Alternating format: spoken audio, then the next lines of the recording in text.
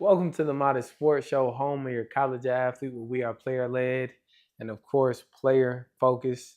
Guys, I am back with another video tonight. We are going to be taking a look at some film this evening. And the purpose of the film is going to be, how did Oklahoma survive Auburn at home on the road? And so that was a great game. I watched it this past weekend. At least I tried to. I had to work this weekend, unfortunately, because I'm not yet doing this full time.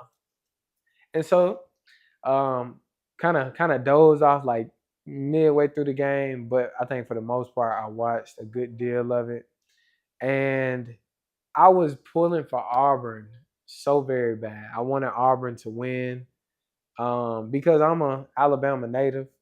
And even as good as Oklahoma looks, even as good as that Oklahoma team looks, I I think that Auburn had, Auburn still has a chance at a great season. I saw some good things and I saw some bad things from that Auburn team. I think for the most part, for all of Auburn faithfuls, they can be proud of how Auburn went on the road in that environment and competed. At the same time, there are no moral victories. And so Auburn just didn't finish. They didn't close it out. Okay. They went up late in the game. And I thought, okay, you always, for teams like that, you always say, man, are we turning the corner? Is this our time? But, Oklahoma, they survived Auburn and they got that game won late. So with that being said, we're gonna do what we do and we're gonna buzz through some of this film tonight. I'll be brief, but just some things that I took away from this game. Okay. So here we are on a third down, a 3rd and 7. And for the most part, granted, for the most part in this game, I think Auburn did a good job at I would say it's a mixture. Auburn's quarterback and his mobility, as well as um Auburn's offensive line. I think they did a decent job at protecting him, putting him in situations where, they weren't off schedule a lot in the game. So that was a positive to take away. Now, of course, with this Oklahoma defense, or excuse me, this Oklahoma offense, John Mateer really led the team, really put the Sooners on his back. He's out for a few weeks, I believe, with a right hand injury. I hate to see that just because you know what John Mateer means to this Oklahoma offense. And so at the same time, he had a great game, showed why he was a veteran, showed why he was a general. There you're going to see that intermediate passing game. Deion Burks, I spoke on him on the, what was it, Oklahoma versus, who did we do? We did Oklahoma versus somebody, I think, a couple weeks ago. I could be wrong, but I think we did it a couple weeks ago. And we spoke about Deion Burks and his return. Who did Oklahoma play? Oklahoma versus Michigan. And so I'm drawing a blank. But Oklahoma versus Michigan and Deion Burks and his return, because last season he was out for a good deal of the year. And so that was interesting to say the least. But he's definitely showed up and made some plays early in the season for this Oklahoma team. This here, I think, was a very controversial call, okay? I think this is a very controversial call. But just looking at it, we're going to get this motion from the boundary. I feel like this was a setup for later in the game. I think in the second quarter, going into halftime or something like that, they pulled a little trickery. They tried to run that. They tried to, they scored a touchdown off a substitution. We'll get into that when we come in. But this little tunnel screen. Now, me personally, it's a lose-lose situation for Oklahoma because you can say he never had. I thought I put the replay in there, but you could say he never had possession of the ball, which would make him. That would be ruled a no catch in general, right? And of course, the ball was moving as he was going to the ground. My guy right here did a great job, right? And of course, they're in a man defense because you got this guy coming up with a stock block, and he's cueing this number 2 on this back end.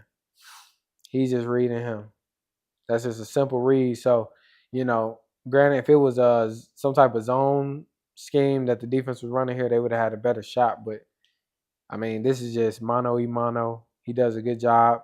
Does a good job playing, eluding this block because that mess could have gotten his way. And then he has an oncoming guy right here. And he does a good job just scraping that, getting over the top of that, and making that play right there. But he does a good job tracking this from his backside, bringing him down, and making and essentially creating an explosive play. Guy avoids the tackle right there, punches it in for 6. I ain't gonna lie, there were a lot of plays, and I'm not saying for Auburn that they should have won or anything like that. But I will say there were a lot of plays in this game, quite a few plays that went in Oklahoma's favor that would hurt Auburn, this being one of them. Okay, so I want to mention this also. So here, Oklahoma, they get the ball, they go down, they kick a field goal, right? I think Auburn's defense did a good job over the entirety of the game, stopping Oklahoma from scoring on a few of the red zone trips that they did have. Now, Auburn here, you're gonna see they're gonna get the ball here in super negative territory for a majority of the game, just because Auburn's special team was non-existent in this game. Right? They kind of hosed them quite a few times in this game. But here, Jackson Arnold does a good job connecting with Cam Coleman. I'll say this also. I think that those two could be lethal if they get on the same page. Because I think this is a ball right here that if Jackson Arnold leads him, puts more on it, that's a house call. And there are going to be one or two more balls just like this, where it's like the ball's a little late and he's having to, stop and slow down to get to it. But here we got 3rd and 10. I think I put this in here. Excuse me. I put this in here just because Jackson Arnold does a good job at showing his athleticism right here. And you're going to see him get this first down. I don't know what number 44 right here kind of, I guess I don't know if he was aware of the D&D, but he kind of, instead of, because he's supposed to kill him, that's supposed to be a kill shot. And he kind of I don't know, he lets up and they get the first down and they continue on their drive. This is another play right here, though, that I want to add in just because I think Auburn did a good job in the intermediate passing game. I think Jackson Arnold is the guy for Auburn. And I think he did a great job at distributing the ball over the entirety of this game. Excuse me, guys. I don't know why I'm yawning. It always gets like this late. The later it gets, the more I yawn. All right, so here we got an 11 personnel set. We got this 3-by look. Got this 3-by look to the really middle of the field, but got this 3-by look here. So and I mean right here, this number 2 receiver. This number 2 receiver right here, he's just gonna do a good job at running this little over, finding a window for Jackson Arnold to throw it through. Oklahoma in the simple man concept right there. And he just won that rep. That's all there is to that. Furthermore, does a good job at getting upfield, gaining a few more yards after catch.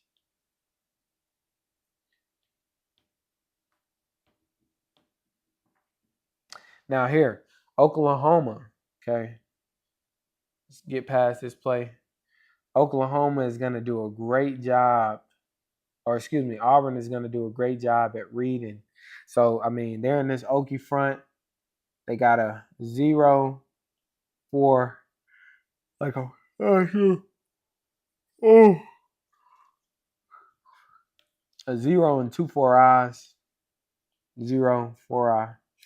This guy's more like a, no, he could be a 4 eye, looks more like a 4 right here, though. Auburn going to send this blitz here from the field side,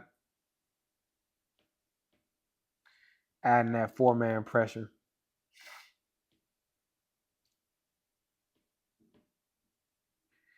Great blitz.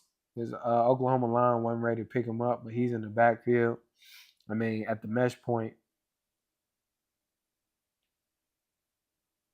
And they're coming with this reverse. And I think, truthfully, I think this guy here kind of, I mean, he kind of disrupts the timing of this whole operation. Oh, God, I'm sorry. Excuse me. But he kind of, he disrupts the timing of this whole operation. Number 19 does a good job flying downhill, making the play. Now, once again, like I said, I wanted to add this in just because Auburn special teams, like they definitely lost the those hidden yardage plays by making plays like this, just doing stuff like this. Like Simmons, he had a pretty good game for the most part receiving, but I would say from a return standpoint, kind of put them in some bad positions. And I'm sure this week his coach are definitely gonna be talking to him like, hey man, you know, this is what we need out of you in the return game. Because I feel like this ball in particular definitely he should have let it sail in the end zone, got put at the 20-25 yard line. Guys, whoever's watching, I appreciate you for watching. Drop your name in the comments. Drop your name in the comments so I can shout you out. And while we're doing this, ask me a question. What are your thoughts on the Auburn Oklahoma game? You know, what is something that you would have wanted to see from this Auburn team? What's something you would have wanted to see from this Oklahoma team, right? So again, Auburn just being in bad field position. But once again, Jackson Arnold is gonna find Cam Coleman just streaking down the sideline and does a great job at connecting with one another right there. Okay. Does a great job. Now, granted, not much was able to come out this drive because again, I think this is a house call under the right pretense, right? If Jackson Arnold gets that ball out on time and gets it to him while he's in stride and can catch it in stride, you know, I don't know if he scores just because we got this safety coming over top. But, you know, it's a foot race to the end zone. So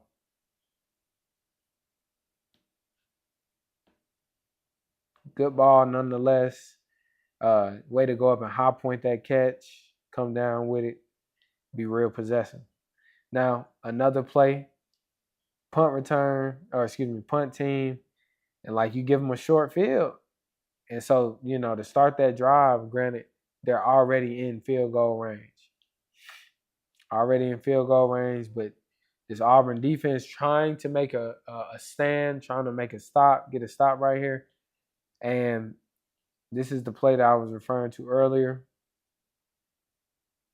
Coming up. So here the controversy is Oklahoma had a receiver that was trotting off the field. And granted, they said in the SEC media offseason policies and stuff like the SEC policy in offseason that, you know, any deceptive plays were banned, ruled out. And so, you know, the SEC kind of issued somewhat of an apology about it, but at the same time, it's kind of like Oklahoma won the game, so it is what it is. Okay. But they get this guy streaking down the sideline, Satania, Arkansas transfer.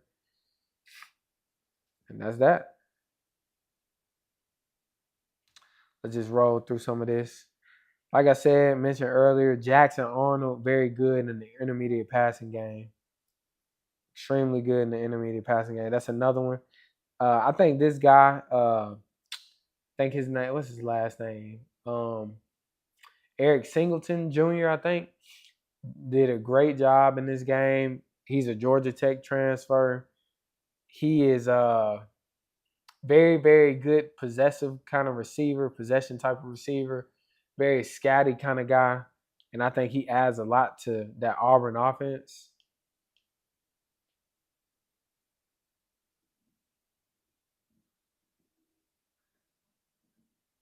As you can see, Eric Singleton Jr. again breaking another tackle, getting upfield.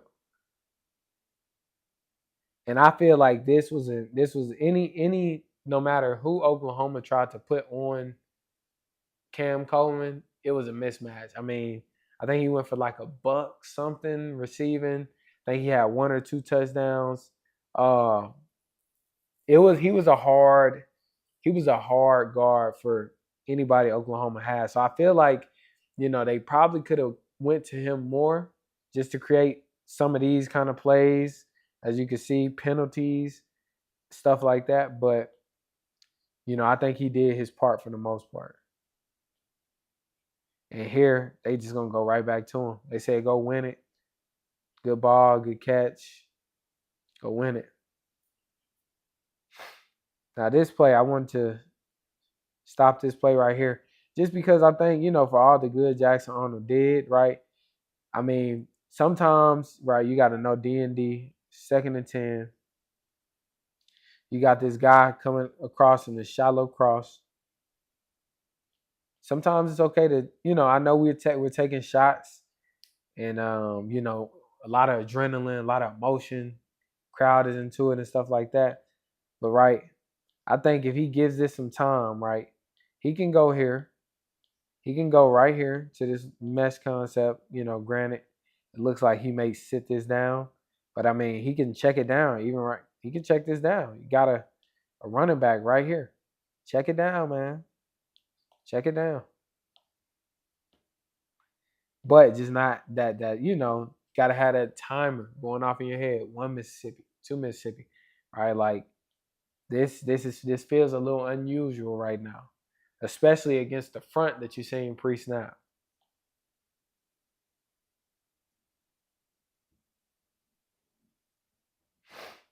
Just another simple underneath. Now, this is something that I wanted to address too, man, because I feel like all offensive coordinators, and I'm gonna go back to the big screen for this one. All offensive coordinators, right? Like for my offensive coordinators in high school football, but especially in collegiate football, right? Can we please stop running zone concepts on these short but long yardage situations, screens? Like, I feel like there's a point in a coach's lifespan where they know so much football, right? That common sense becomes less common for them. Just because it's like, bro, we need a couple yards. Me personally, if I'm OC, we're in these short yardage situations. The only thing that would warrant me to, and when I'm saying these short yardage situations, I'm saying, for instance, on this particular play, it's a third and let's see here. This is a third. I'm gonna go back. This is a 3rd and 2 situation. Okay, this is a long two. Short two, but it's 2 yards nonetheless. Like this, we're on the other side of the hash mark. We're in a bunch set. We motion from a bunch. The only thing that probably would have made sense to me, given what his linebacker is playing, and given the game that Cam Coleman has had, let's go here. Let's go to this slant right now. But we're motioning to a bunch. We're motioning to the bunch side, right? Giving it a quads look. The defense, there's some type of like commonality, right? That the defense is probably gonna go where the most men are. Like, come on. You lead me right to it. It's a screen to the side where a majority of the receivers already are. The defensive line, they're feeling that. And then on top of that, on top of you doing a screen in this situation, it's a condensed. You're lessening the space. It's a condensed split. Like the numbers are here. We got guys almost on the hash. The ball is damn near in the middle of the field. Like, so there's probably 7 yards between the ball and this number 2 receiver or this new number 3 receiver with the motion. So I just feel like sometimes, and Hugh Freeze, I think is the offensive play caller, but it's like I think a lot of times offensive play callers call plays for how it looks and how it feels rather than the functionality of the play. And so this play just doesn't make sense to me, and especially in this situation, he has like I said, maybe it would have made more sense to me if the splits were normal, but it didn't make any sense to me.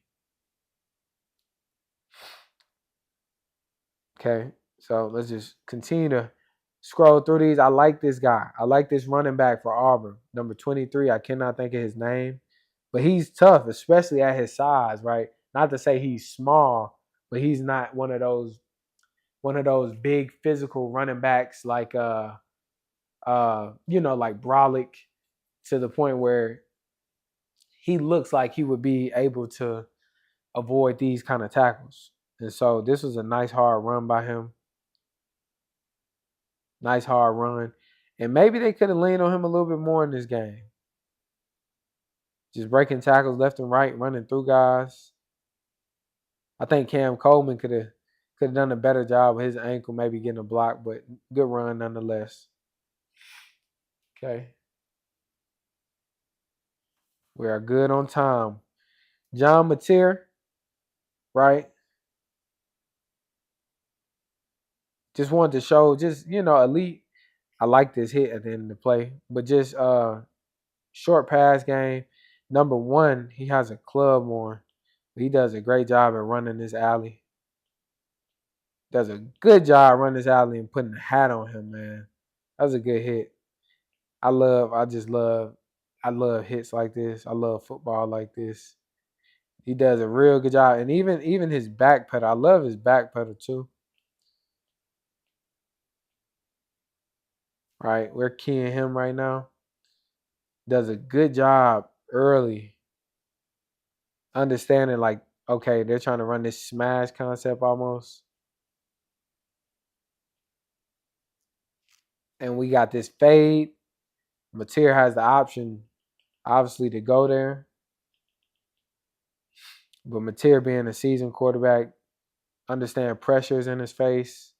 We got this short pass game, get the ball out, get it to a playmaker. Kind of what we were talking about with Jackson Arnold earlier, right? He had this mesh concept, could have got it to a playmaker, tried to take a shot, trying to wait for a window to clear for him to take a shot. Ultimately ends up getting sacked. But Deion Burks does a good job, but I just love the hit. That's why I had to include this play. I just love that hit. Now, this play had me blue. I like the play call, right? Again, I like the play call. The execution is kind of shaky. Eric Singleton, I don't know, why the long ass wind up. Like, it took him 3 business days to throw the ball. But, I think he does it good, and he puts a lot of air on it too. Granted, this is probably what he was coached to do, and just give his receiver a chance rather than throw for accuracy. But the key on this play is this guy. Because this official, this back judge, right? or I won't even say he. Of course, he's right there in front of the play, but he's also trying to get out the way. But these line judges, okay, and we got one over here somewhere. Okay, these line judges do a horrible job at this no call. Horrible, horrible. Like, and we're gonna see the replay. So, granted, ball is still in the air. Ball is still in the air right here. Ball still in the air. The ball not even on the screen right now. Now, like I said, this judge right here, he's trying to get out the way. So I can understand the no call as far as his awareness, where he is on the field. But that is where these guys, right? This damn dude here, he just sitting and watching. He looking at the ball in the air. Like, what are we doing, man? Well, why are you looking at the ball in the air? These guys are on the field playing football, and this is a clear PI. This is a clear PI. And they don't get a call. They don't get a call. That's malpractice, man. That's crazy. That's just insane to me. Insane. But any which way, it's those kind of plays that I feel like, in spite of Auburn could have did much better in certain areas, but Oklahoma just did a good job at those. They got those 50-50 plays. Great fourth down pickup right here from Auburn. They had it right here in the red zone, and this is where they go up. I think this is a brilliant play call. I think that's a brilliant play call by Hugh Freeze in the red zone. Kind of caught that defense sleeping. And it was this fourth down run right here that set this drive up. This is the ball game pretty much if they don't get this, because I think Oklahoma does a good job with clock management. They get the ball back and they're able to milk the clock. But Auburn, okay, shows some grit, some determination to continue to drive the field, hostile territory. And, Simmons does a good job at evading one tackle. Simple, just getting in the end zone. Just might. That's just might right there.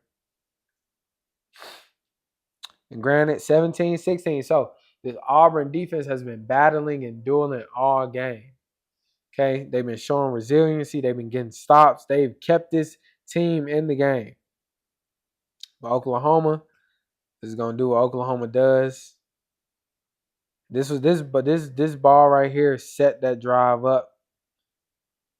And this is where Oklahoma is going to go ahead for a touchdown, stretch this lead, put it, at a one scoring possession game. And Auburn, what they showed me, which I really didn't like, they showed me just later in this game that, they just don't have them guys, and I don't want any Auburn players to feel any kind of way about this.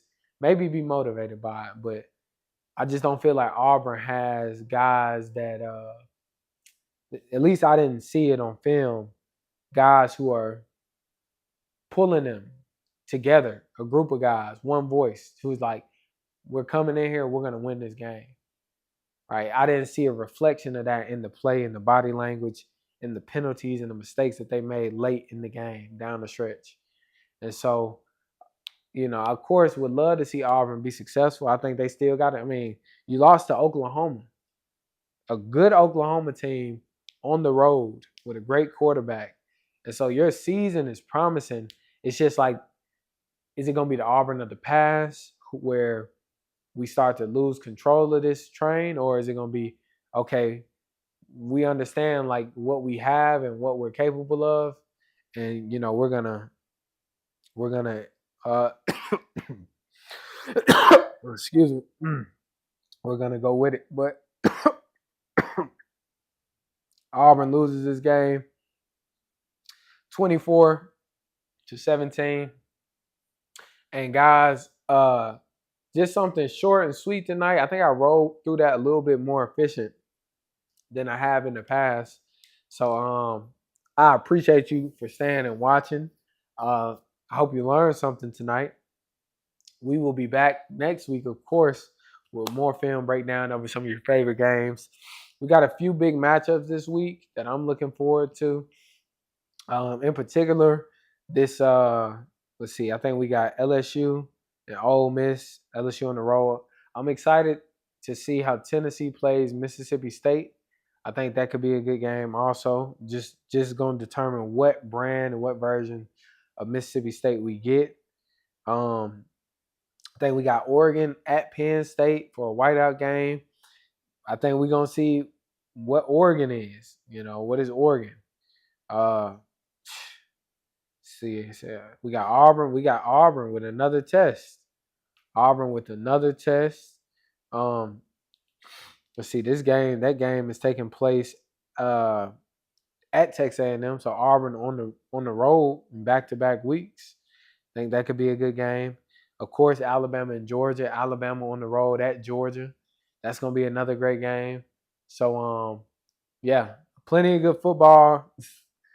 Plenty of great football. I'm gonna need your guys' help in picking a game next week to break down. Might have to do a few film reviews next week, but aside from that, guys, I appreciate you for watching. Be sure to like, comment, subscribe, share with a friend.